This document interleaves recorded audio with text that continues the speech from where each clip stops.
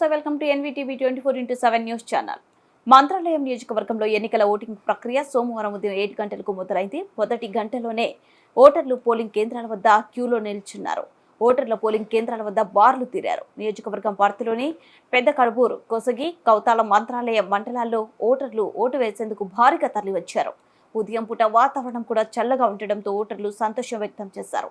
పెద్ద కడుబూరు మండలంలో మధ్యాహ్నం సమయం నుండి సాయంత్రం 8 గంటల వరకు పోలింగ్ కేంద్రాలు 204 వద్ద స్త్రీలు, పురుషులు అధిక సంఖ్యలో బారులు తీరారు. దీంతో తోపులాట జరిగింది. ఒక్క పోలీసు అధికారి లేకపోవడంతో ఓటర్లు ఓటు వేయాలా వద్దా అంటూ నినాదం చేశారు. పోలింగ్ అధికారులు ప్లానింగ్ చాలా తప్పు చేశారంటూ ఓటర్లు విలేకరులకు ఆవేదన వ్యక్తం చేశారు.